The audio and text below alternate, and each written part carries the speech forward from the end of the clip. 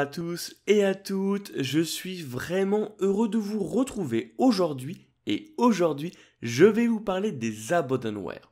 En fait, un abandonware c'est un logiciel abandonné ou abandogiciel en bon français. En fait, c'est un logiciel le plus souvent un jeu vidéo, voire un logiciel utilitaire comme un éditeur de texte ou bien un logiciel de montage vidéo considéré comme abandonné sous prétexte qu'il n'est plus en vente ou mis à jour par son éditeur ou ayant droit.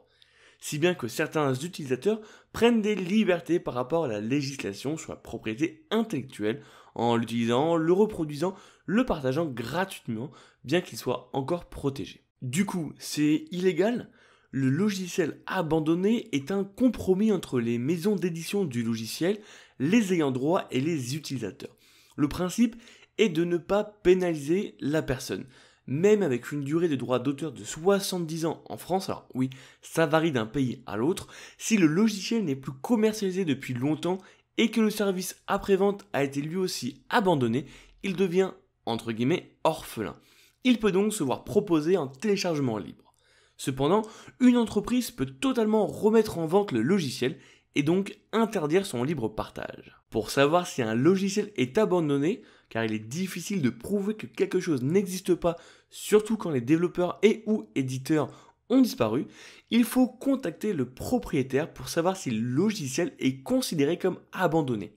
Si vous avez la flemme de contacter directement l'éditeur, qui ne va entre guillemets pas vous répondre, de nombreux sites internet vous proposent en libre téléchargement des logiciels et jeux vidéo libres de droit dont la demande d'abandon a déjà été validée par les ayants droit ou l'entreprise qui commercialise le software. Ce phénomène, inauguré par des utilisateurs nostalgiques, donne un second souffle à des logiciels introuvables dans le commerce et que les amateurs achèteraient pourtant s'ils le pouvaient.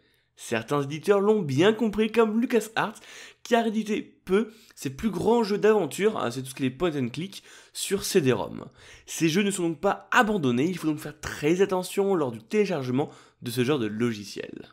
La plupart des utilisateurs de logiciels abandonnés sont des nostalgiques qui souhaitent retrouver les jeux et programmes de leur jeunesse, ce qui impose de nombreuses contraintes techniques. Un vieux jeu ne fonctionnant pas forcément sur les ordinateurs récents, de nos jours, de nombreux émulateurs ont donc été développés afin de permettre le fonctionnement de ces vieux logiciels en simulant l'environnement d'anciens systèmes d'exploitation, consoles de jeux vidéo et périphériques informatiques. Le logiciel abandonné remet en question la durée des droits d'auteur en informatique qui est de 70 ans.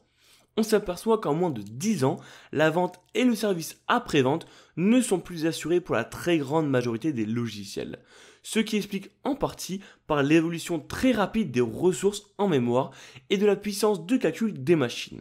Il y a actuellement une disproportion entre la durée légale et la durée de vie constatée. Je répète, mais la notion de logiciel abandonné n'a pas de base légale tant que l'éditeur n'a pas libéré les droits. Vous pouvez retrouver un tuto sur l'utilisation des sites d'abandonware si vous souhaitez retrouver le logiciel ou jeux vidéo de votre enfance et vous pouvez retrouver tout ça dans la description.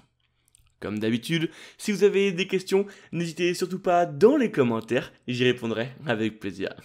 Allez, ciao. J'espère que tu as apprécié cette vidéo. N'hésite pas à la liker si tu as aimé et également de t'abonner à ma chaîne YouTube. Je te propose 2 vidéos.